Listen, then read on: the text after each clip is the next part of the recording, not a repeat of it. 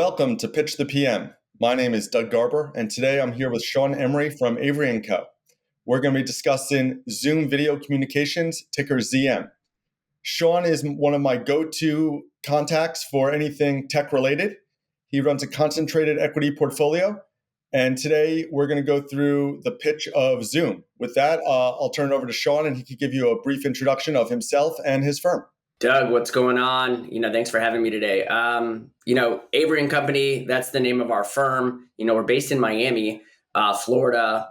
Our firm is, we have an ethos around our investment process, which is where's the world headed? We do that in a concentrated manner, very data-driven in the way we, articulate our views. We have a portfolio that ranges from anywhere from, 8 to 25 holdings, usually around 14. So again, there you can see some of that conviction at play. I think, very briefly, we try to fight two tails of, the investment landscape, which are kind of these structural winners, who's really winning in a category that we think will define the future, and then companies that are also transitioning their business to better realign to where the world is headed. And ultimately, that's how we facilitate our views and put those into our high conviction equity strategy at Avery. Great. Thanks, Sean. And just the title for today's episode, so everyone knows, it's Growth Acceleration, a Catalyst to Unlock Value at Zoom. It's a contrarian high conviction value with Sean Emory from Avery & Co.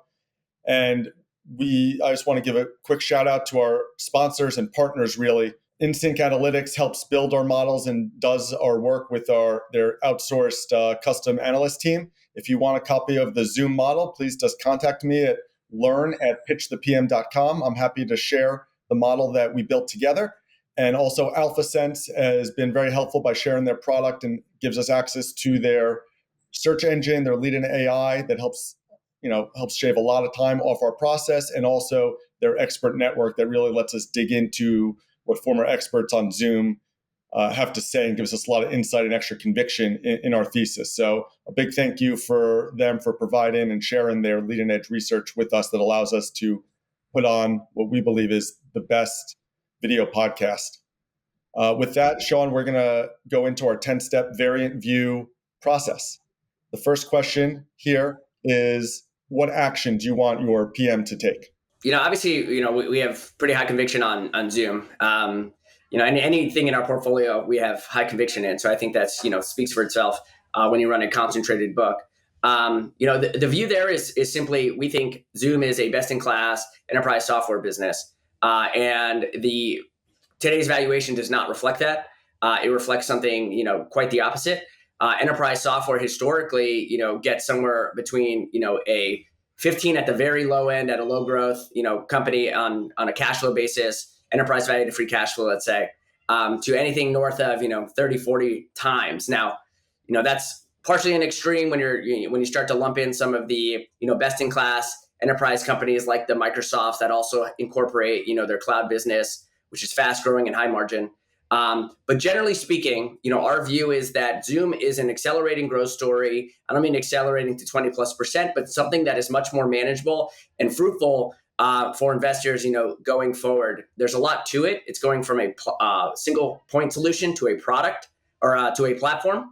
And I think that's ultimately, how you get from, A to Z in this investment. Great. Thanks. And just a quick overview for everyone. The price, it's December 24th here. The day before Christmas. The price is about $85, $86. The market cap of Zoom is about 27 billion. Enterprise value is about 19 billion. They've got 7-8 billion of net cash, and it trades 3.26 million shares a day. So a lot of liquidity there, and that's just a quick overview. One of the reasons I decided to go with Sean for Zoom is when you look at the shareholder owners list, and this is something I usually look at the end of the process, but I decided to bring this slide up to the beginning, is Sean he runs a concentrated portfolio, and as a percent of his holdings, he had the highest conviction, and not by saying it with his words, but by showing it with his actions. His percent of portfolio is very levered to Zoom. The founder obviously owns about 7-8%. There's a couple other concentrate active funds that own a good amount. Lane Generational is about 7%. Newland Capital owns about 2% of their portfolio is in this. And then you have the diversified active players, the Fidelities, the T Rows, who own a lot more, but it's a tiny percent of their portfolio. 20 bips at T Row, 0.05 at Fidelity. And then, like most stocks, the passive index guys own most of it, or the quants who don't know too much about the actual products, but are just buying it. So from a fundamental perspective, Sean really stood out to me on his conviction, on his weighting in his portfolio. That's really, at the end of the day, the most important thing is, are you putting your money where your mouth is? And that showed me his conviction. So that's why I thought Sean would be a great candidate to talk with here. And I also just want to give a quick background here. On the next slide, we're kind of just going through the overall chart. Sean, do you want to walk us through kind of what happened to Zoom over the last 5 years into the pandemic and then out, and what's going on now? Lots happened. Obviously, this was a story that was a COVID darling. It really took over mainstream in terms of the product itself, but also the brand. Some of this was big benefits to Zoom. You could argue some of the pull forward created some chaos internally, rightfully so. When you go from call it sub $1 billion in revenue to $4 billion in revenue, somewhat overnight. That puts a lot of pressure on your organization to then do things. So you saw some of that. So you go back to COVID. They were able to capture essentially the market. In one way, this was great because it put them in the leadership at the front of the line in terms of video communication. But it also accelerated the motion of some of the competitors. So that's where you could say it was a gift and a curse at this moment in time. A lot of free cash flow generated during that time, which is why today they're sitting on north of $7 billion of cash and virtually zero debt. They went public just before COVID. Eric Yuan, the founder CEO, he's been running this organization for quite a bit of time. I used to follow him when he was a private company, and he is somebody that is incredibly prudent with his cash. I think that's one of the grips that some of the investors have today in terms of what are you going to do with your cash. Now, he's always said, and I've always appreciated this quote, which is, really around, you raise money when you can, not when you need it. And he has done that. He had a bunch of cash on the balance sheet when he went public, took more cash on the balance sheet, because he could. There was a lot of demand for that IPO. Turning to like 2021, 22, or 2021, let's say, this thing peaked out at 70 times revenue. This thing peaked out at like $600, $500 a share. Again, you mentioned it's $85 a share today. A lot of people got, the world's going to be hybrid, or not hybrid, it's going to be remote forever. And extrapolating that view led to, obviously a lot of exuberance around, what Zoom could offer from a revenue perspective. At that point in time, we were not investors in this. We loved it. We thought it was great. We were getting questions from our investors around, why don't we own it? Anytime something goes high in the markets, NVIDIA's today and, some others, you get those questions of why don't you own these things? And our whole thing was it's a point solution, meaning has a single product that is not necessarily defensible on a standalone basis, over time. And then also you have a valuation that is just simply extreme. So you have a great leadership team and you go down our process of like leadership to business model to, how the business actually operates to then the market dynamics and the valuation, a lot of check boxes, but then valuation and also business model, point solution were negatives to us. So we waited. Obviously the growth slowed from, 350% multiple quarters in a row down to like 80%, down to 50%, down to like, single digits. And, the online business, this is an important part of the story. Pre-COVID, the online business was the minority part of the business, meaning online is, the whole product-led growth story where you go on, you sign up yourself, they don't need a sales rep, and you become kind of a pretty easy sale for Zoom. Because of COVID, the demand for their product was so high. Obviously, a lot of people came directly to their website, signed up themselves. Online became, roughly almost like 70% of the business. It doesn't have a sales rep. It doesn't have a Zoom face to it. The beauty of that is it's very high margin at first, but at the same time, retention can get pretty weak at points in time. So there was this moment in time where online business was huge relative to historicals. Online churns at a higher rate. And therefore, there was going to be some of this vacuum of they're growing their enterprise business, but online churn, the fitness instructor that is no longer doing it online is now back in their gyms, are no longer using it. So this was like churn that I think was doesn't reflect, I think, the nature of the product. It wasn't somebody going from X to X. Then in 2022, you obviously had fears around the macro and recession, and that led to a clear conversation around what's going to happen for companies that have seats, user seats, and if people are firing employees, are they going to fire, basically you fire an employee, you fire a Zoom seat, or you fire a Salesforce seat, or any of these seat-based institutions. So that was one issue. Obviously, on top of that, you had, in a macro environment, people tend to try to bundle. And the question is, does Zoom have enough capabilities to bundle on versus going to the Teams and Googles and, some of the other peers out there? And, that's kind of the story over the last, several years. And I think we're now at a time where that online business is no longer the majority. It's now back to being the minority. And since that time, over the last 2, 3, 4 years, there's been an evolution in the product portfolio going from just Zoom meetings to a Zoom phone, which is one of the most successful voice over our cloud-based phone systems out there, to Zoom Contact Center, which is showing incredible promise here in the early motion of the last year and a half, to now the AI, companion product, which has, statistically is doing fairly well, not necessarily revenue generating yet, but we think can be.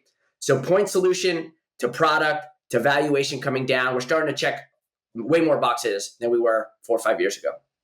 Great. Yeah. It sounds like you've been following it for a long time here and decided to be patient and wait for the sentiment to get a little negative on it. It's one of the cheapest in its enterprise software group at this point. It's just, I guess, post-COVID, it's not of interest. When I look at the industry dynamic, can you talk a little bit more just about the overall communication, the UCaaS ecosystem for video, for phone, what the industry growth looks like, and then kind of the market share in video for Zoom, Microsoft? Yeah, I mean the common thread of all that is communication. So they're really trying to be that communication platform.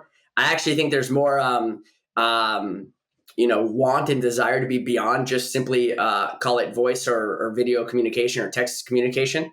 That's a whole nother story. It's not in the models. It's not in anything, but productivity and collaboration, I think, are two other pillars to really round out their suite, their platform. But as it sits today, if you go from the video, Zoom video, this is just a meeting product. One-on-one sales reps love it. Internal loves it. It's usually an external product.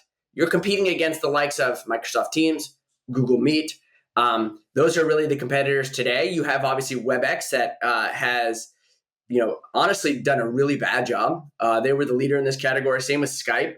Obviously, Skype's owned by Microsoft, but still did a really bad job. It was COVID that really forced them to think about that product differently, and that's where Teams actually came from. But there's Teams, there's Google. I think those are the two main competitors. Really, Teams, to be quite frank.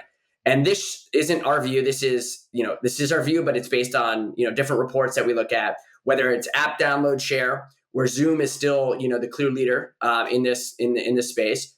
A lot of that is now plateaued. Share shifts are now pretty stable. You had a big rise in COVID for Zoom, then some give back as Teams was starting to come out, and now you're sitting here at roughly like a 50-50 market that doesn't really move much over the last couple of years. Now that's like the meetings product. And Zoom, again, does a really good job of that. Now, I think one important, data point is we look at the Okta business survey. So Okta is a, identity platform management, provider. You sign on to all your applications through Okta. They're the leader in the space that's not named Microsoft. So they see everything. They have a full purview of what's happening at the application layer within enterprises. And every year they come out with their surveys. And what you've seen actually over the last 5 years is Zoom take more and more share inside of Microsoft 365 accounts.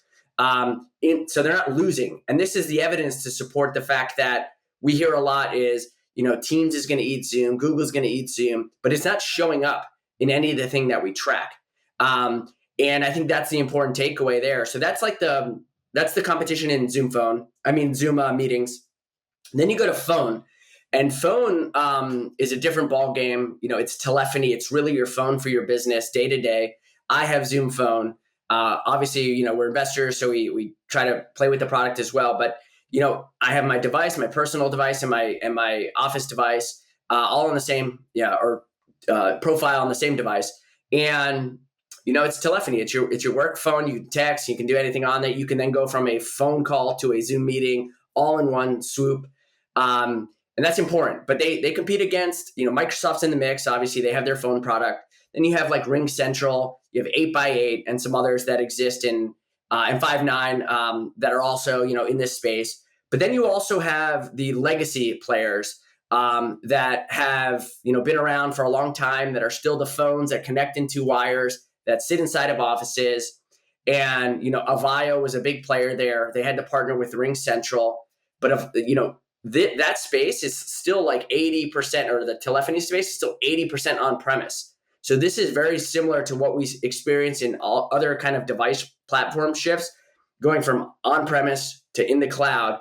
And that's where, Zoom's sitting here now with a number that we think is going to surpass 10 million Zoom phone seats over the next quarter or two, and putting them at the forefront of growing, 30%, 40% revenue in that category, and really a leader in the phone space. The contact center, these are higher value seat dollars, meaning some organizations only have a couple support agents, or some have a lot, just depending on the size of the organization. And, it is a place where internal employees can talk to their internal, departments. So if you need help with payroll, you're going to use their contact center suite to message your HR department or something like that. Same thing for the external. So, if someone's on your website, browsing your website, or hitting your company up through WhatsApp or Instagram or something like that, you have a clean surface to communicate with them. So Zoom Phone, Zoom Contact Center, Zoom Meetings, that's the three main pillars. Spread out across that, I think they've done a really good job at kind of adding more value. So Team Chat, we use Team Chat, which is essentially the equivalent of Slack. It comes with your Zoom meeting license. So we actually got off Slack, even though we like it. It just came for free, and it has many of the bells and whistles we need. You have their whiteboard, which is similar to like a Miro. You pay for that on the outside. It's good enough for us to use internally. You also have Zoom Scheduler, which is a small like $5 add-on. And that is the equivalent of Calendly. So, a lot of people use Calendly. You're paying $12, $8, $9, $12 a month for that. With $8, $10, $12 a month, you're getting meetings, you're getting Team Chat, which is, again, you're paying for Slack. You're getting Calendly, or a Calendly equivalent in Zoom Scheduler. And then what you see is people start to migrate into phone and contact center as your organization gets bigger. That's the competitive dynamics to some extent, and the product portfolio at a high level. Thanks. So Sean, it sounds like you're really intimate with this product, as you guys use it and you're familiar with all the other products. When you collect the data, the real bear case on this is that, hey, Microsoft is essentially giving this away in their bundle for free. Everyone already has it. Why are you paying more to have Zoom? Is Zoom that much better that it's worth paying for when you have something that's already included that works? Yeah, it's a good question. It's one we think about, and we try to, we'll have a point of view, i.e. like that, which is more opinion than it is fact. So like when we actually look in like the Okta surveys, we're not seeing that translate. And then from there, you can create a hypothesis of like, why aren't people leaving to some extent? And, one conclusion to us is, not everyone wants to sit on the Microsoft, suite, right? Not everyone wants to sit on the Google suite. Some organizations have both. And therefore, if you have both, it's hard to, what's going to be, the bridge between everything. Do you really want, if you're a competitor and you're into it, who's a customer of Zoom, do you really want to sit on Microsoft servers all day? Likely not. If you're a competitor to Google, if you're, Uber or Lyft and you compete against Waymo, do you really want to sit inside of Google Suite? So I think there's natural desire to stay off their platforms as a competitive set. There's also the fact that, any survey you look at says Zoom meetings is, the most reliable and whatnot. You also know everybody on the other side if you're a sales organization or you're the sales team inside of an organization, you know everybody on the other side has Zoom. You don't know everyone has Teams or WebEx or Google Meet. You know, sometimes I get a Google Meet invite and then I kind of have to it signs me in through my personal Gmail versus my work account. And then where does that go to? You know, the conversation itself. So I think there's, people do what they know, what works, what's reliable, what they know is going to be successful on the other side. And, there's something about that. So we just look at the surveys. We have our opinions. I think that is a valid opinion, but the surveys and the data just doesn't support that view. Yeah, it's interesting that you say that, Zoom, I go back a couple slides. I had Zoom at about 55% market share, Teams at about 32, according to Statistica. So being the incumbent that everyone uses has that advantage. I mean, from my seat, my experience is I use Google just because when I went to tech, I was the only one in finance. I moved to Mac and Google. And when I'm talking to my tech friends and tech colleagues, we're using Google, it's seamless. When I go back to the finance world and I have to use Teams, or I send them a Google and they can't figure it out and we have to go to Teams, that causes a problem. But no matter what, Zoom, whenever we use Zoom, it just works for everyone. So yeah, it's an interesting point there. And I use all three right now. And Teams is the only one that gives me a little bit of a problem, but I'm a little biased now towards to Google since I'm a little bit in the tech world as opposed to the finance world. And it's interesting. I mean, why do people even need Zoom phone? People just use their cell phones in Zoom. You don't even need a phone number anymore. It's cut it out completely. But we'll see what people do when they go back to the office now and it's required. So the next question we have is, it's a business you understand, you have a good thesis. Is it available at a reasonable price today? And how do you look at that and think about it from that perspective? We seek growth, right? We definitely want something that is going to grow. And more importantly, we want the asset to grow more so than, requiring, the business to be some sort of breakthrough growth. But again, if you go back to our point at the beginning, which is, you have, we're looking for these structural winners, ones that, we think the world's heading a certain direction. The world's continuing to go to more distributed work, digital work. More of our tools are digitally based. I don't remember the last time I actually wrote something down on paper. It just sits isolated as opposed to being part of something, more, inside of some sort of portal. So there's some aspect to that. And on the other side of the transformation story, and I think, Zoom fits somewhere between, both of those where directionally, the world's a tailwind for them. You could argue the cyclical nature of the last 5 years, meaning, we had a point in time where demand, was dramatic. And therefore they had to absorb some of this and then figure out what to do next, kind of all in a very highly condensed window. And that's hard to do, but we're at the core of all of those, whether it's the structural winners that are, growing incredibly well, 30, 40, 50%, whatever. And then the ones that are, trying to, reorient their business to realign to direction where the world's going and reignite growth. The foundation of that is, some sort of margin of safety. And you look at someone like Zoom, you have $7 billion of cash, you take 26 billion down to 19 or 18 billion, you're doing $1.5, $1.6 billion in free cash flow today. You're looking at a very cheap business just just looking at it, right?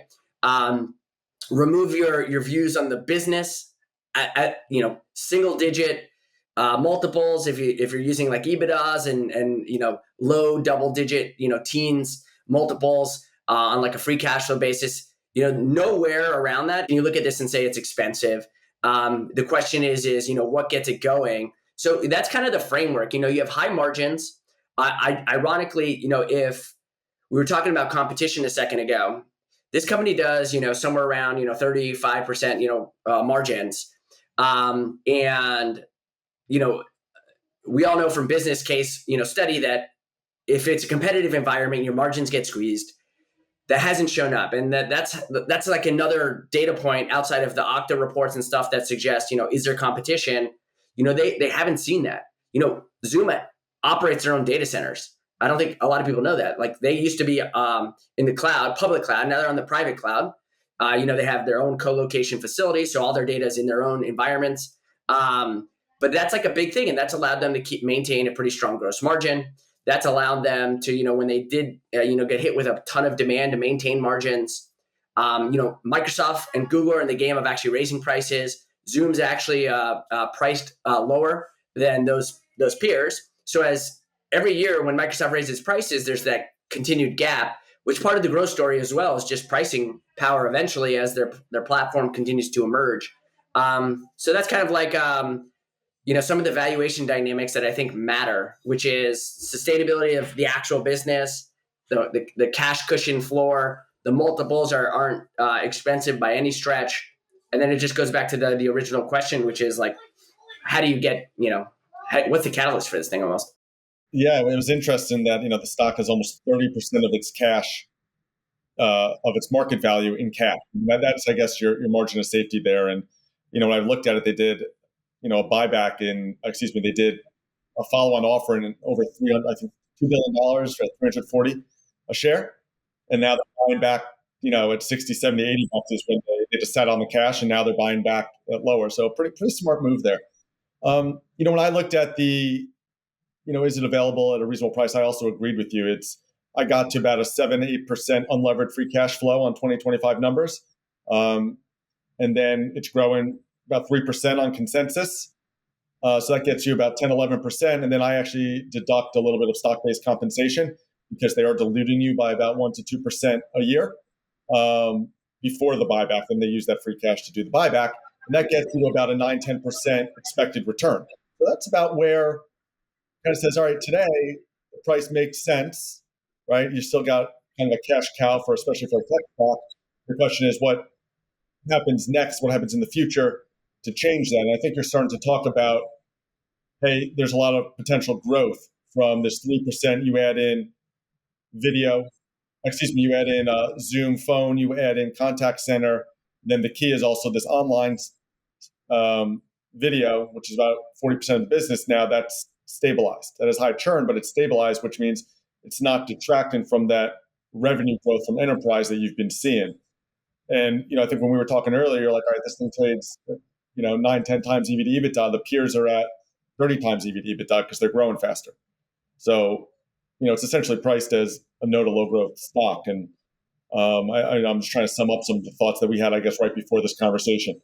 So I don't know if comments on that or if that sums it up nicely. Yeah, I mean, it sums it up. I mean, I think the difference is the no growth versus low growth. I don't think this is going to be, a 20% grower, at any stage in the near future. I do think there's, if you're trying to build, the roadmap of growth, it really starts with that online business staying stable, because then you can grow off that. And then that 60% or so of the business that's more enterprise based, that's ultimately where you're attaching more of the extra products and services too. So you get a baseline of 40% that's, pretty stagnant, rightfully so. That'll likely be like that forever. It's a, lower cost of acquisition market. People come to the website and sign up.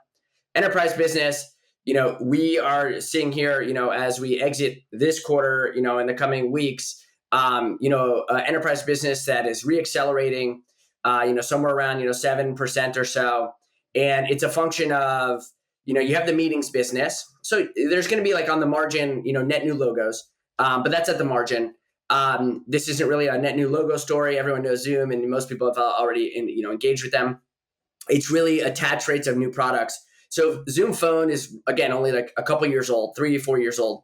And that's growing roughly 30%. We forecast, that's somewhere around, 25 to 30% attach rates to their enterprise business. So if you think there's value in the product and there's value in having, a platform as an organization, we should, assume that it becomes, more than half of their users should be attached to their phone business. I would argue more than that at some point. But if, that business is doing roughly like 170, 190 million a quarter, that's kind of like the forecast using kind of a bottoms up approach, surpassing near term 10 million Zoom phone seats. You get, a business that is running around, anywhere from, call it 10 to 20% of the overall revenue of the company. 15% really is kind of what it looks like it's, it's ballparking at. They've talked over the last year around, they think Zoom Phone and Contact Center can be 25% in the intermediate term. Is that 2 years? Is that 3 years? Is that 18 months? It's probably closer to 3 years than 1 year.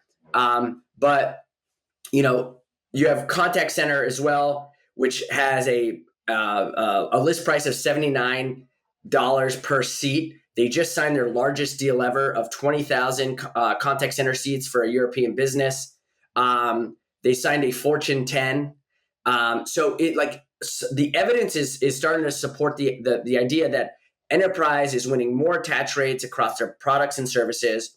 So you have a baseline of the online business. You have a good enterprise meetings business that's seeing attach rates starting to grow. They just launched Zoom. They have Zoom AI Companion, which is actually a really good product. So go try it. If you like Otter AI or anything like that, this is already embedded. It's free, comes with it, meeting summaries. It's pretty awesome. And you're not paying for it. And then they have a Zoom AI Companion 2.0, which is really more geared for enterprises to incorporate your actual internal data to then have a more curated AI experience, which will come with some sort of expense attached to it. So that's like that aspect. You have Zoom Scheduler, again, the calendar thing, but that's at the margin as well. I do believe $7 billion of cash. As of right now, they're yielding 3 to 5% on that cash. So the barrier for an investment, prudently so, is you wait until the iron's hot and strike. But I think that'll be part of the growth algorithm as well. Whether it's going after a contact center business, a phone business, or in my opinion, some sort of productivity collaboration. I've hypothesized going after like a box. This is just me speculating and going after that $2 billion, $3 billion price tag. You pay a little bit of premium to it. Now you control enterprise document management. They also have Box Sign, which is document signing. I think that fits into a collaboration platform as well. So teach their own. I mean, that's all speculative on my part. But that's kind of how you build the growth profile. But I think it starts with a base that's stable, and then everything above that is what's the catalyst and gives you confidence. And I think in a worst case scenario where you don't really get any growth, you kind of own what you own and you're getting buybacks plus maybe some dividends at some point. I probably don't want to be there at that point if the confidence in the growth story is no longer there. But that's kind of I think how you start to build the blocks. It's organic stuff with their product evolution plus inorganic that I think they're very strategic about what they're trying to do. Got it. Yeah, it sounds like the products that they're layering onto the enterprise is the main growth engine now. If they get something from going with the acquisitions that's more accretive than buybacks, that's a little lagniappe, a little something extra. And then I wanted to just come back to the online segment where they don't have dedicated reps and stuff. That's still called 35, 40% of the business, still churns 2 to 3% a month. What gives you confidence that business is stable, that business won't be competed away, that it won't erode the other two growth engines, right? You have kind of two growth engines with the products and the balance sheet. And then you have this other business that it's been stable for the last 2 years, but what gives you confidence that it's going to remain stable and not offset some of the growth from the enterprise business? Yeah, it's so some of the numbers they provide us plus the product evolution, I think, are the two different things that the sum of those two things I think are a constructive view. So you have on one side, they provide a data point of, their online customers that have contracts that are 16 months or higher. And they chose 16 months because after 16 months of usage, they tend to see churn completely evaporate. 74% or so, or 75% of their customers, and that number has been increasing over time, have that 16-month contract in place. So you're seeing a bigger part of their online business have longer and longer contracts that equal a certain month count that they think is a pretty good view of a number that correlates to lower churn after that.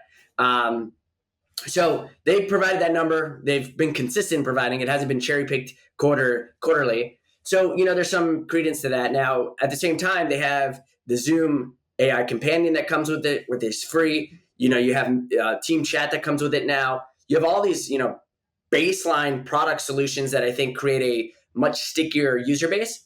And that's why Zoom Online business is now at record low churn. While it's still at elevated churn relative to, small, mid-sized businesses churn at that rate anyways. That's actually like best in class churn for like SMB. So that's something to think about, is like best in class churn. It's continuing to shrink. They're offering more solutions, so you should assume that churn should drop even further, or at least remain stable. And then, the flip side of that is, again, the more and more of their customers are extending out their contract lengths even at this level. So that's kind of like, if you see any of that kind of give way, I think that's where you can maybe be concerned about the online business. But at the same time, enterprise business is growing faster than online. So, as time goes on, as long as that stays stable, online will become less and less part of the business naturally, without having actual, decline in that business. So, we look at it closely, but, thankfully we're kind of somewhat away from it being, 60, 70% of the business.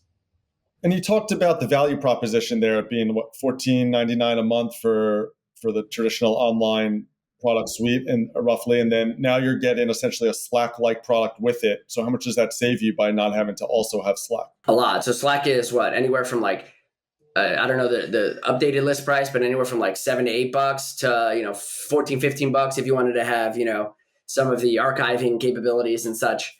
So like at the base level, you're talking about, $8 a month per user. I mean, pretty meaningful if you're also getting, because with Slack, you don't get meetings. With meetings, you get Slack. So it's like, it's kind of these, and then you get Miro, and then you can add calendar. They just came out with a marketing material the other day, which basically showed all of their products and then all the competitive products and then the bundled savings.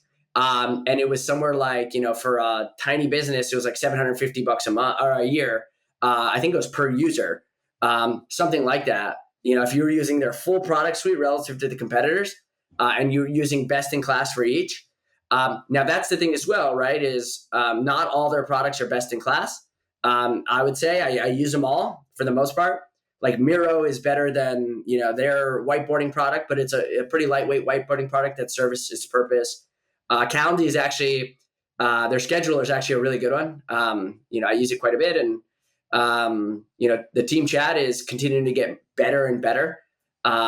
So I think if Slack's 100, they're a 90, 92, something like that. So it's good.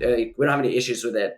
And then you have all this AI stuff that's embedded in there, and they have an investment in Anthropic, which is one of the foundation models out there that is big, and they embed that, and they have one thing that's important is the head of AI for 30 years at Microsoft is leading tech at Zoom. They have like 4 or 5 people that recently have left Microsoft to come to Zoom. So there's a lot of understanding of what's happening at Microsoft, but also I think it says a lot that they've gone to Zoom. You usually wouldn't go to that if you thought they were gonna if your old company was eating this company. I don't think your natural instincts are go to that company. Yeah, for sure. And we have, we'll talk about later, we have an expert network call from AlphaSense that talks about a former Microsoft product manager coming over to Zoom. I want to go back into the research process here. I know you do a lot of channel checks, and you spend most of your time actually doing the research. So what is your evidence that gives you conviction that the company is going to go from, this seesaw growth to,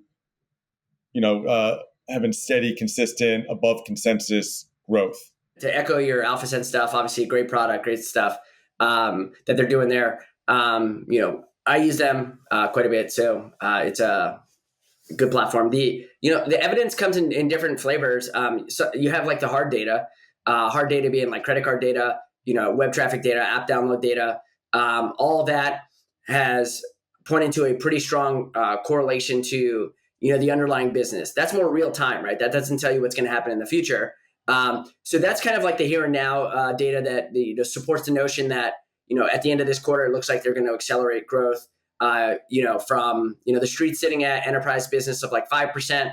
It looks like enterprise business is going to come in around 7%, which has leaves like a 2% delta between total revenue versus consensus revenue, at least as of today. So that's kind of the hard data, the here and now. On a go forward basis, some of the channel checks is simply talking to, we know Zoom meetings, right?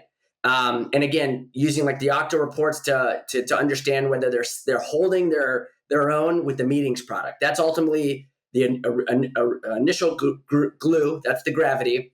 But then it's the new products. And then there you're talking to channel partners that are reselling, not only Zoom, but like Five9 and, 8x8. And, we've had multiple conversations with different channel partners suggesting that, look, Zoom is best in class. Like, this is the best product. It's the easiest to use. The only negative I always hear, and it's gotten better over time, is the partner relationship with Zoom for a while wasn't good. That has now gotten a lot better here over the last, call it 6 to 12 months. It makes a lot of sense of why. Zoom sold itself its whole entire life. And so they did not want to give up their margin to a partner because they could sell themselves. Everyone was already penetrated with Zoom. So then how do you work the monetization with a partner of a client that already has Zoom meetings and now they're selling Zoom phone? Who gets the margin? But that's all been kind of, semi flushed out. So that honestly should be, it was a negative. No one really talks about that because you have to talk to the partners to understand that. But that has now been alleviated. And I think that those channel checks support the view that the product is best in class, number one, and that the partner program is in a much better shape than it used to be. So you touched on something pretty important here is their sales motion and their channel. Most of their sales are they direct or do they actually now go through partners and have to give them part of the margin at this point? Yeah, so Zoom Phone and Contact Center, they're trying to more and more push that to partners, especially internationally. It's more asset light up front. It's margin on the back end, obviously, meaning it's not people, but they do have an internal enterprise sales force that does a good job. But their partner network continues to get better and better. So they good enterprise businesses lean on the channel, and Zoom didn't have to do that for so long that it took a little bit of you could argue underneath all the surface was part of the issue in terms of some of the growth a year and a half, 2 years ago, which was really they didn't migrate to the partner ecosystem fast enough, which also made some sense as well, right? It was selling itself, and then how do you discern whose sale is this if they already use meetings as an organization and now you're just upselling them onto phone? Who wins that deal, the Zoom rep or the the partner? And then no one wants to give that up either. So it's like, are the partners incentivized to sell Zoom 18 months ago? No. 18 months after today? Yes. So that's kind of how it's all shifted. It's interesting. That's probably one of the reasons they have structurally best-in-class margins because they sell direct and they don't have a partner system. I mean, that's something that's structural. You go back to, Geico, essentially, that's why Berkshire loved it so much is they did their own sales. They didn't have this extra cost of an intermediary, and it led to just better returns over time. The other part I wanted to just kind of dig into, at least when I was researching this over the last month, when I knew we were going to talk about it, I did use AlphaSense. I came up with a couple very interesting expert networks conversations. I mean, one was a product manager that used to work at Microsoft for 8 years on Teams, actually, and then he went to Zoom. He was only there for about a year or two. Didn't really get into why, but it was very interesting to hear this commentary that they would just innovate faster because it's their main product. He would even say, the CEO was in LinkedIn and reply to comments and read the customer feedback and say, hey, we'll have that done in 3 to 4 weeks. And just, when it's your baby, when it's your product, you got everyone laser focused on it. So that I found that color very interesting. I don't think you really get that from the high level to say, no, Microsoft's bigger, you can't compete with them. But if you dig in, there's a lot of examples of people doing one thing better.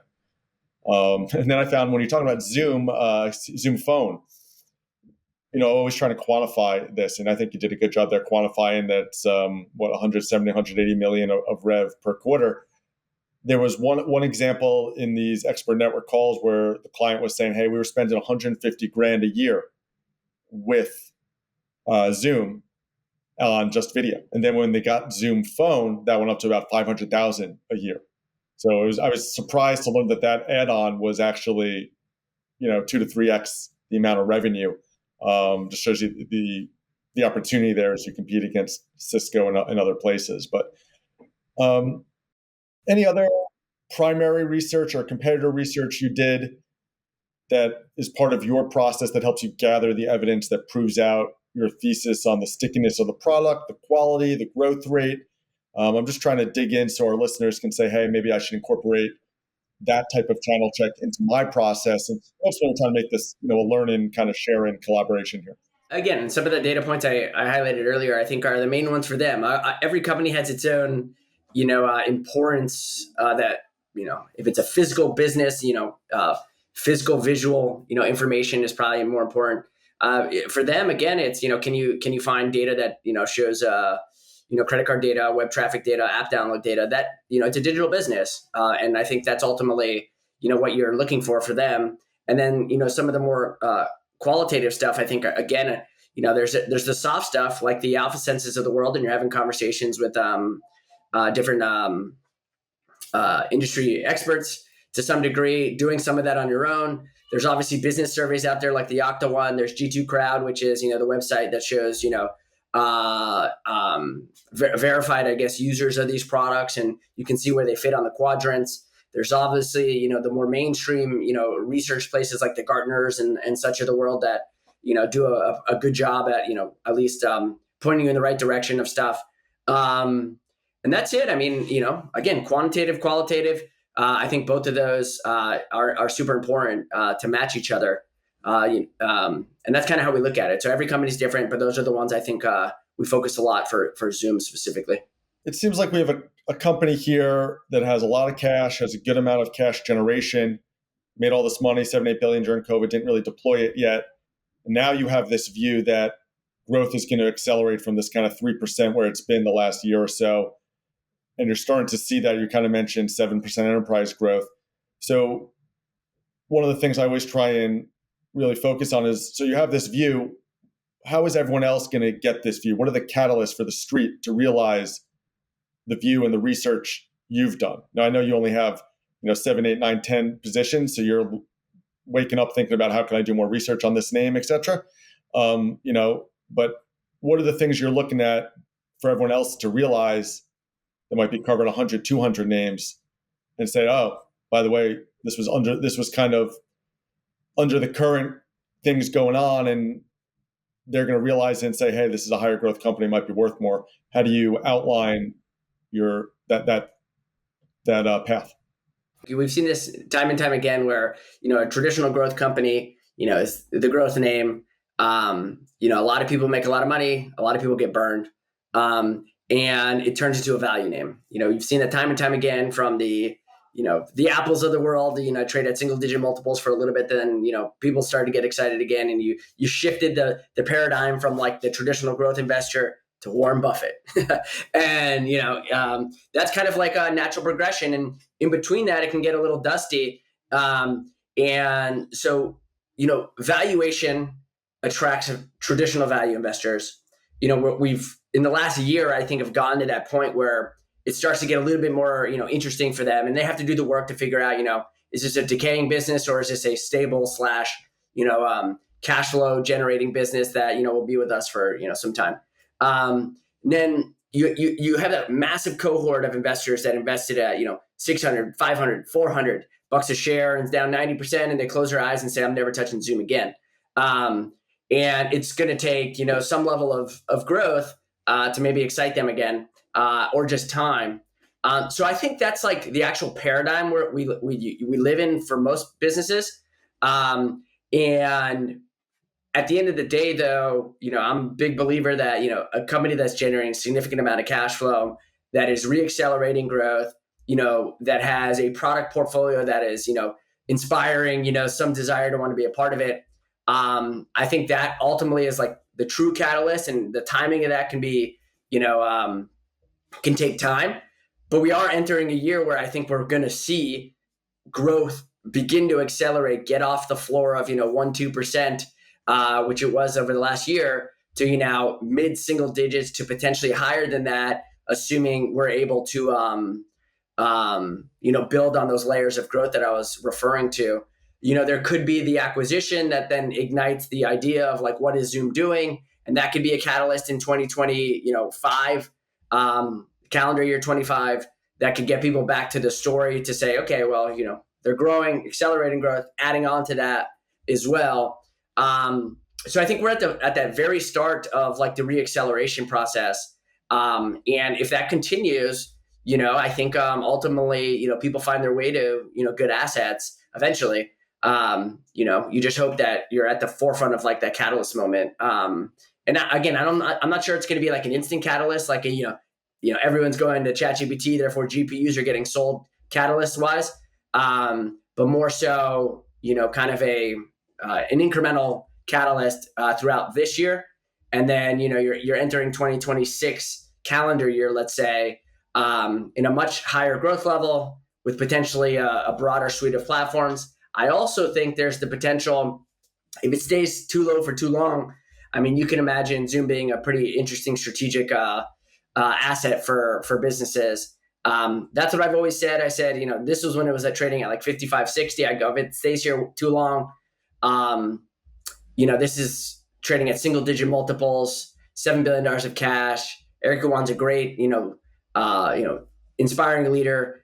And, this asset deserves, a home if it doesn't re-rate. Obviously it's re-rated from there, but not re-rated enough where I think, it's incredibly cheap still. So that's kind of like, I think that's the catalyst, is understanding the landscape. Who are the potential investors that suit for this? One of them got burned or made money and got burned after. And then the other ones are probably just assessing it now. And they're probably watching this. So the good ones. They learned something from it, right?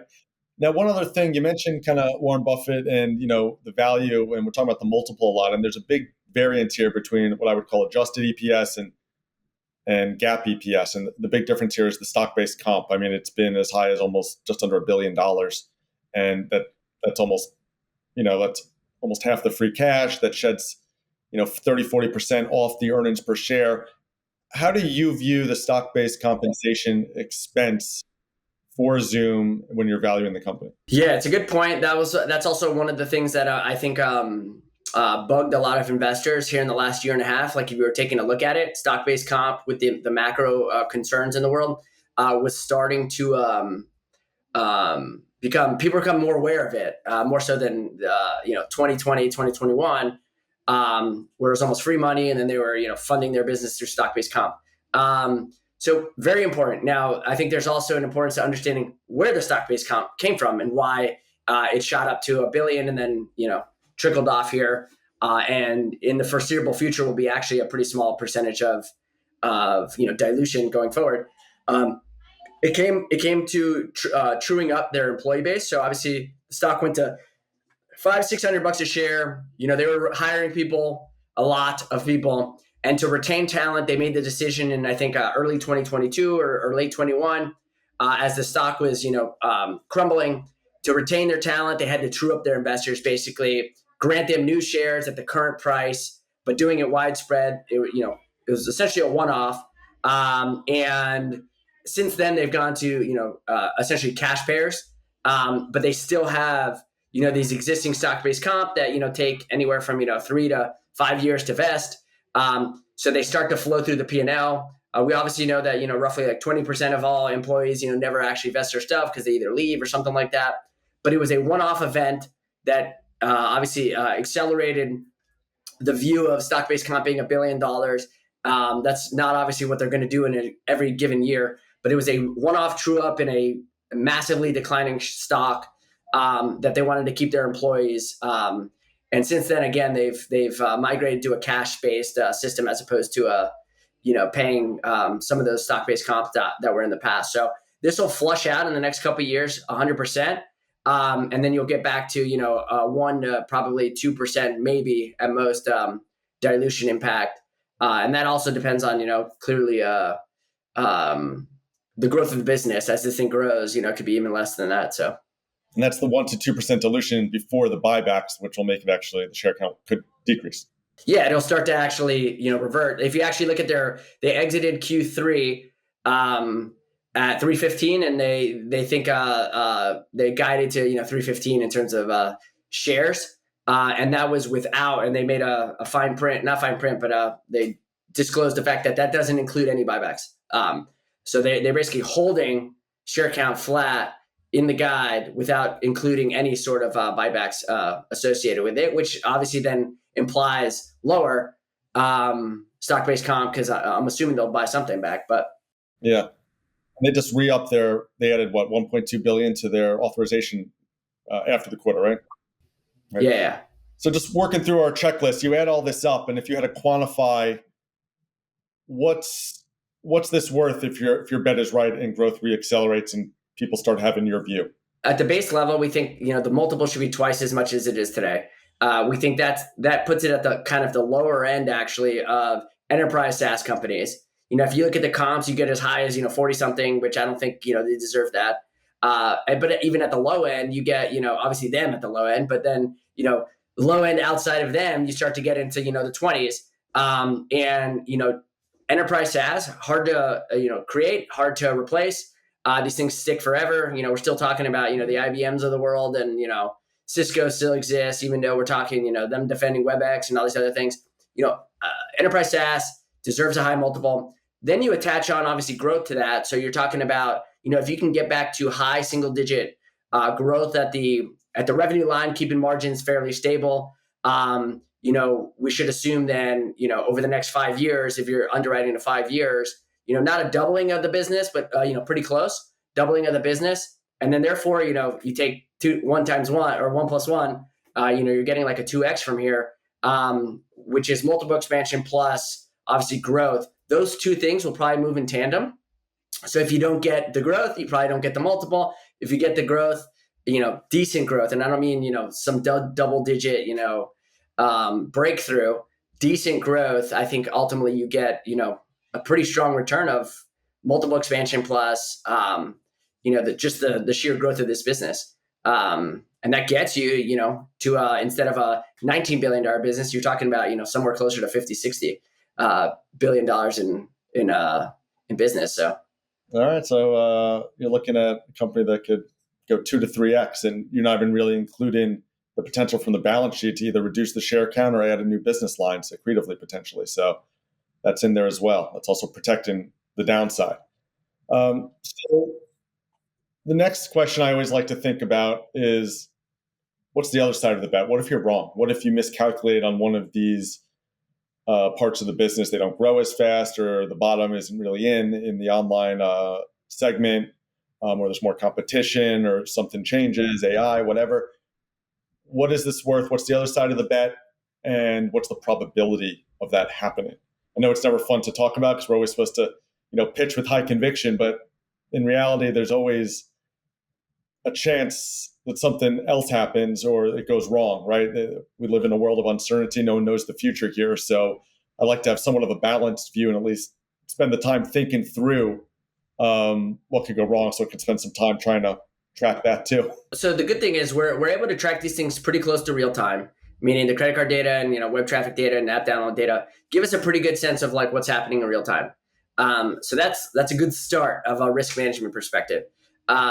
Now, if you do start to see, let's say you see it, but you're undetermined whether it's a trend versus a siloed event, and it manifests into an actual trend, right? You get like a one-off thing where online starting to weaken, but is it weakening enough where you're actually nervous to make a move? At that stage, and let's say it continues to weaken further, and there's real competitive dynamics. What would that be? That would be just like natural churn. That would have to probably be price associated. There would have to be maybe macro oriented, where you get massive layoffs in the economy, and people tend to start to churn off their product. That have to happen soon, because I think actually the protection of that is, if this is 3 years from now, they'll be more and more penetrated with more product lines. So they'll be more important to an organization. So this wouldn't be the first thing you turn off of. You're not going to turn your contact center. You're not going to turn off the phones of all your employees. And therefore, your team chat, your Slack interface, which is the communication hub, you're likely not churning off either. So that's kind of like why, again, I know this is supposed to be the negatives, but I'm trying to say, like, if you get to year 2 from now to year 2, I think you have more penetration, which in theory makes this that true enterprise software company that is deeply entrenched, that's not going anywhere. It's one of the last things you want to turn off. But the negatives is tracking in real time. You do get, some sort of competitive threats, I guess, that manifest more rapid than today. You're probably looking at margins decaying. You're then looking at multiple probably going even lower than they are today. If you actually thought, you're probably looking at a 8 multiple, something like that, for like a bad.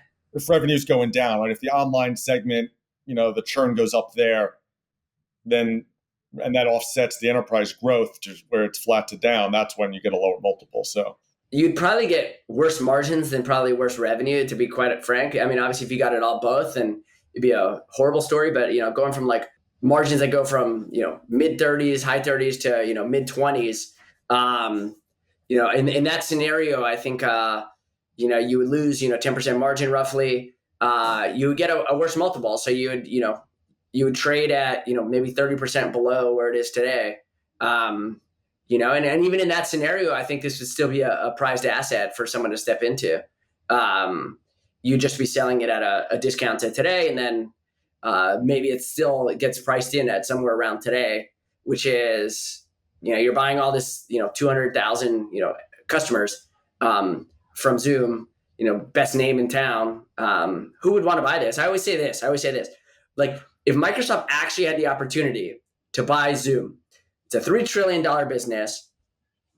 They're number one competitor in communications and collaboration, easily. What would they pay to just take them off the map? And would they pay $100 billion?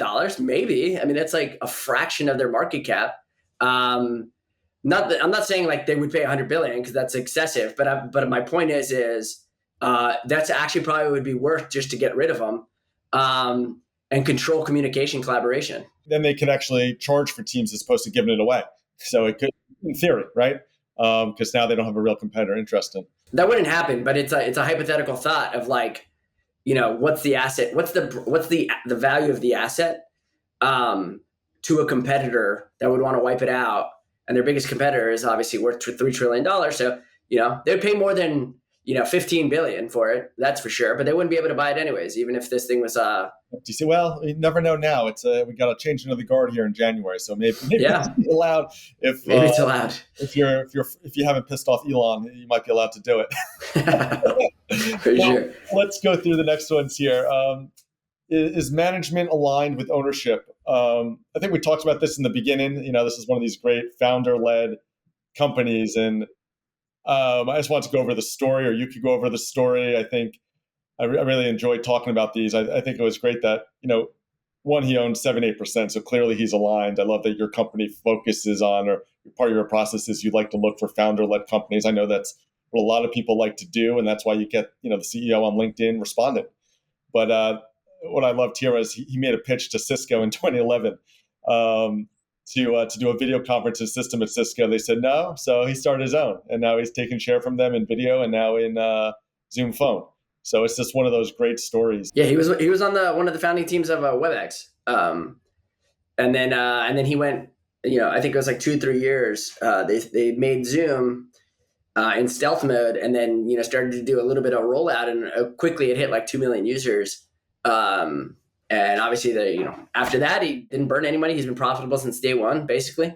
And that's why you have a company sitting here that doesn't use its cash.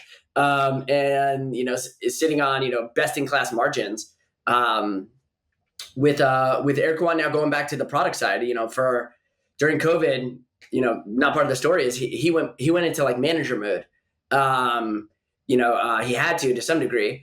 And then in the last year and a half, he's gone back into the product. So now he's actually, building products, overseeing products. He's back to being like a product manager, and an actual, quasi developer versus, managing the organization and, and I think that's a big difference. Like people don't realize, it brings back that DNA, that ethos, of what the business is about. So Yeah, focus on what you're good at and let other people do the other things.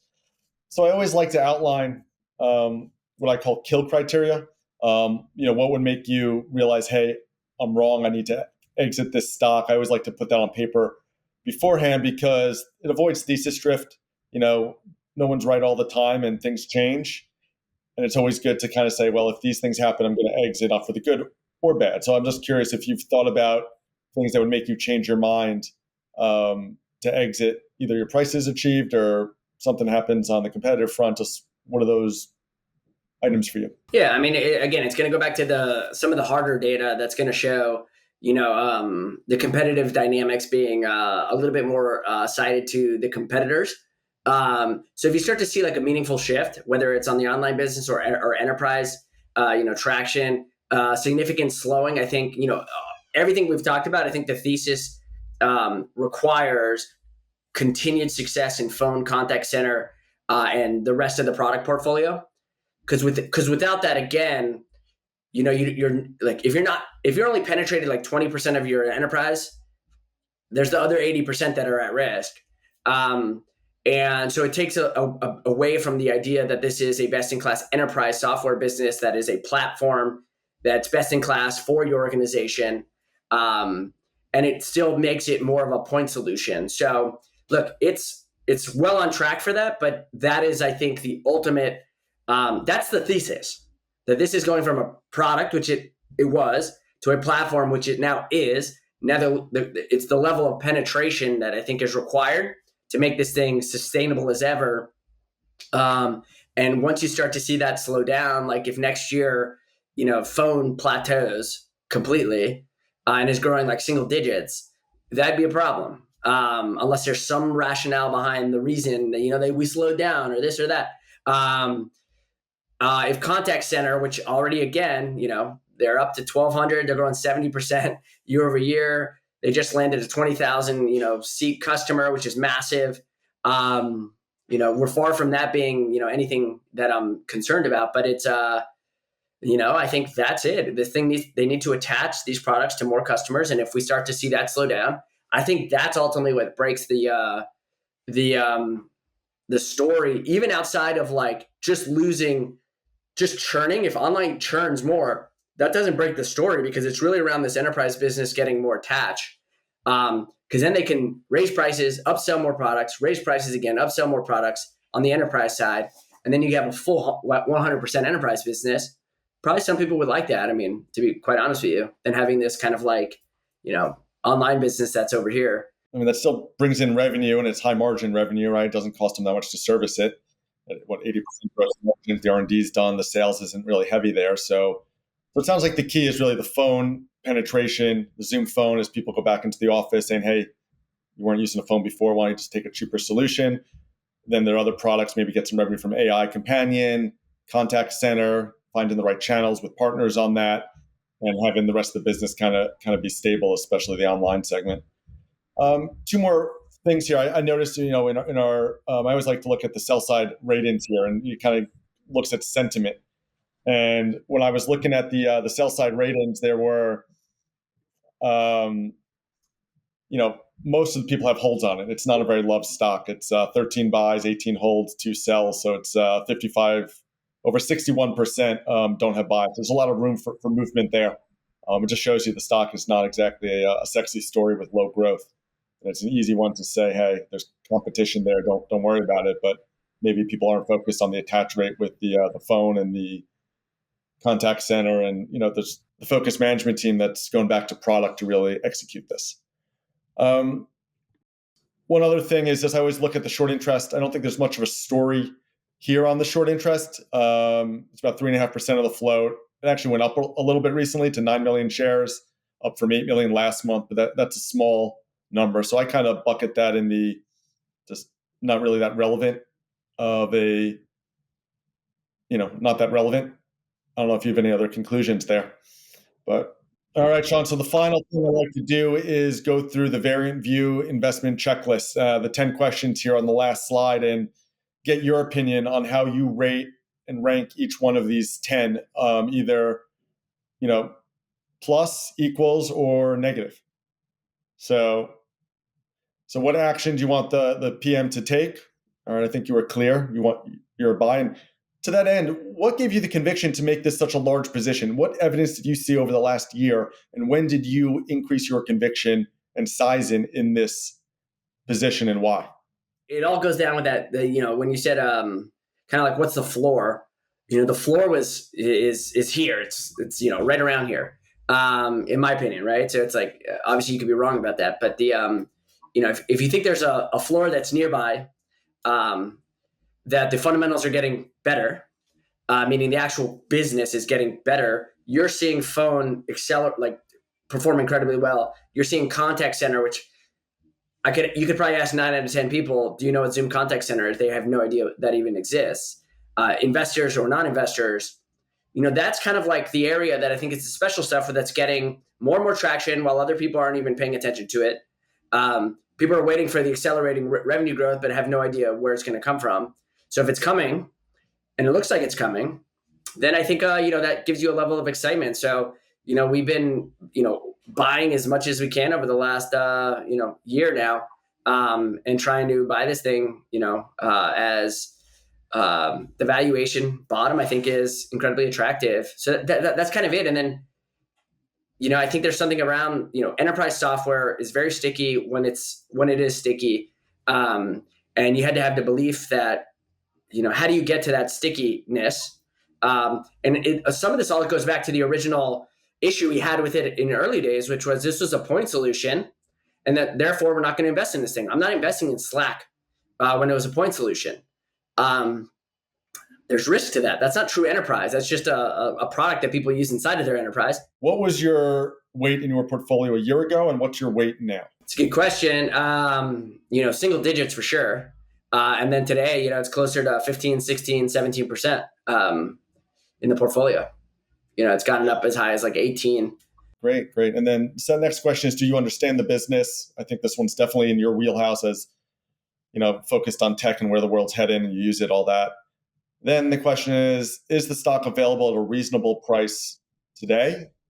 You give that a thumbs up, an equal, or a down?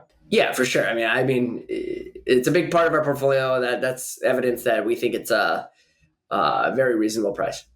All right. And then do you understand why the stock is mispriced today? Yeah, I think we have a mosaic of all the reasons why, there's potential mispricing. Everything from macro to, macro fears a year and a half ago to then, a whole swath of investors that got hit by it, the growth investors with no growth. The value investors are probably coming up to the story today. There's the idea that this is a point solution, not understanding it's becoming more and more of a platform. I think there's, a litany of things, which I think is what makes it interesting if you think most of those things are either cyclical in nature or, not true. Yeah, I get it. Not a lot of focus on, people just think of it as a video COVID winner and left for dead almost. Then your variant view versus the street. If I had to sum it up, it seems like you're just expecting higher growth than the street is. That will lead to a higher multiple. And then you're also expecting the perception from point to platform to lead to a higher multiple. The point solution to platform has implications beyond what we see today. So selling Zoom Phone and selling Contact Center are revenue, but they're churn reducing as well. They provide pricing power eventually. And I think that's the story that's not here, which is we're eventually going to have a price increase algorithm attached to the story. And that's how Microsoft and all the enterprise level companies perform. Microsoft raises their prices every year, whether you like it or not. And I think Zoom's going to get to that point, which is you're going to have more products attached to more customers, which provides more more pricing power. Which again, and then if you start attaching more products, you start to get, a snowball effect that is positive to the name. And I think that's the long run potential that I think most people are underestimating. People are trying to find the inflection point. Some of the smarter ones that are tracking it closer and maybe don't understand, is this the inflection point or not? And we're willing to get a little bit ahead of it than not. So. All right. And then what is your evidence? Just, I know you spend a lot of time digging into these things, but succinctly, what was your main evidence points that led you to this conclusion? So there's the evidence of like the competitive stuff, and whether it's the Octo reports or the conversations with partner channel to understand what was maybe some hindrance in growth over the last couple of years that's now alleviated and should propel growth in some of these newer product lines because of the partner channel being more incentivized to sell. They think it's best in class, and these are large partners. These aren't just like small agencies. Then you have obviously the here and now. Again, there's the here and now, and then there's some of the anecdotal evidence that supports the future. The here and now is credit card data, web traffic, app downloads, correlates really strongly to revenue. We already know growth is accelerating relative to consensus and to last quarter. So that is, within some margin of error, pretty darn close to what it's going to, be. And then the future stuff is really around the roadmap of the product portfolio and some of the reports that we've highlighted before. It also seems like you've really dug into Zoom Phone, and that's not really like a line item that they report where you can just figure out that it's this much revenue and it's growing. I think you said 30-40%.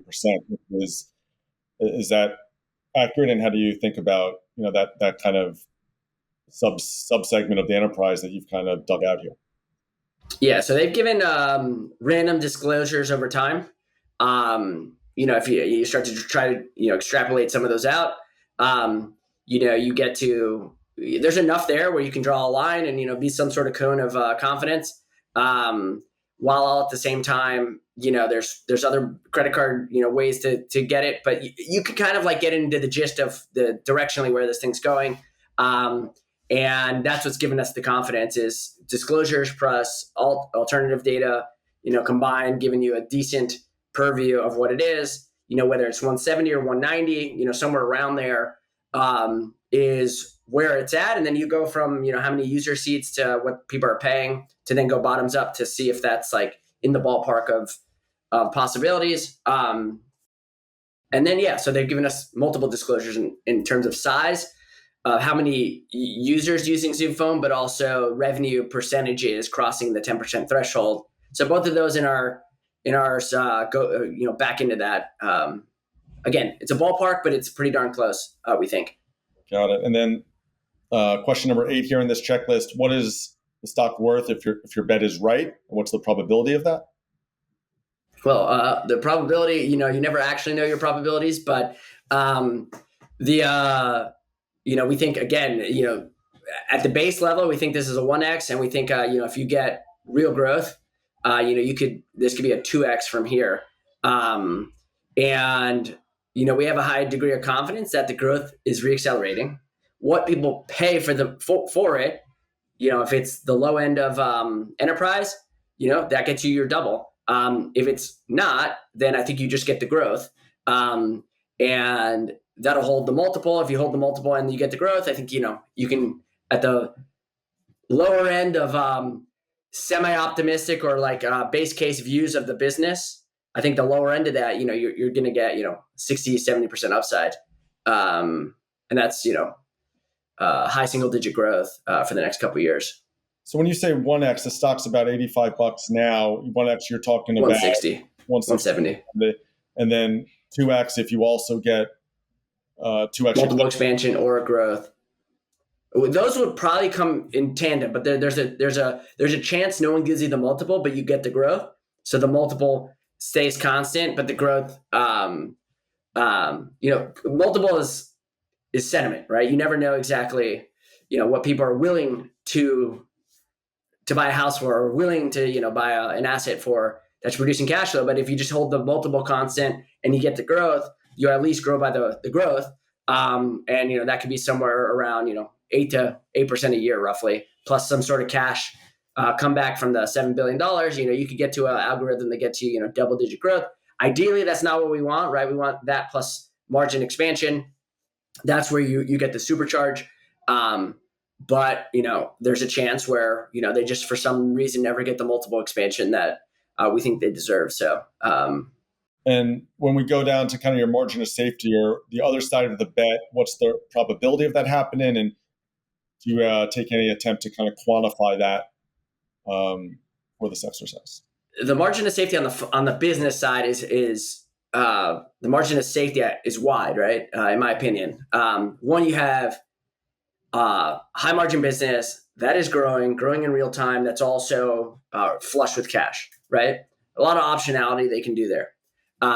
So just the fundamentals of the business, margin of safety really wide, good thing.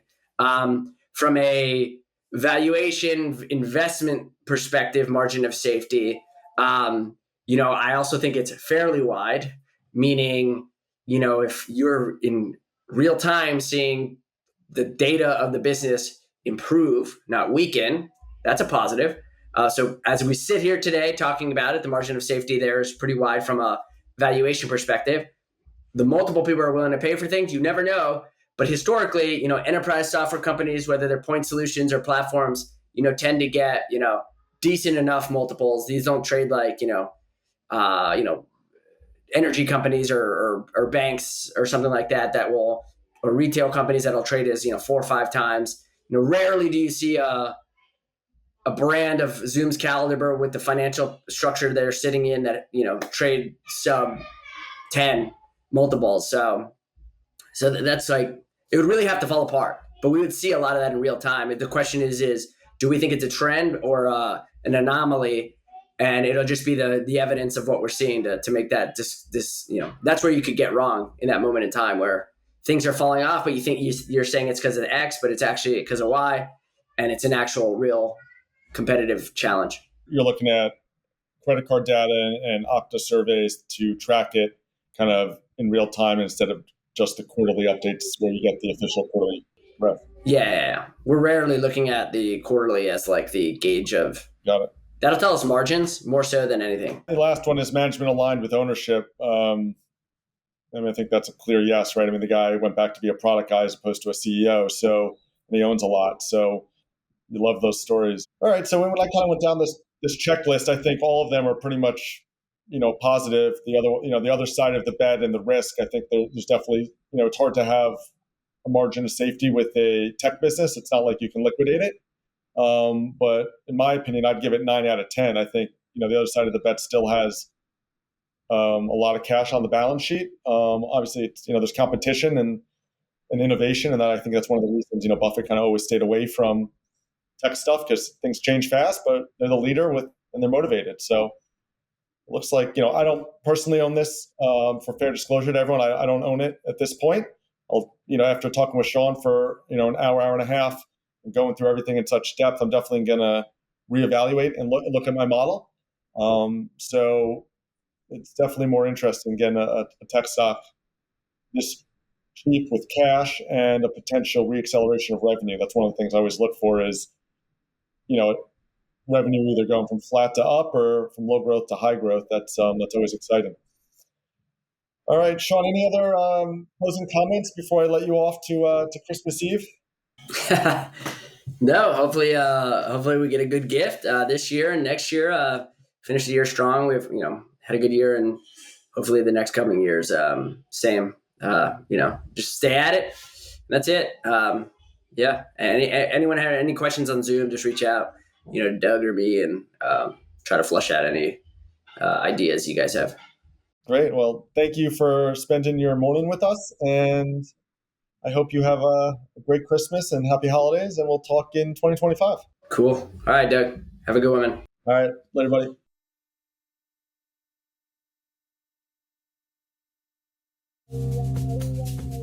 Please make sure to follow Pitch to PM on your favorite podcast app and never miss out on episodes. This show is for entertainment purposes only. Please consult a professional before making any decisions.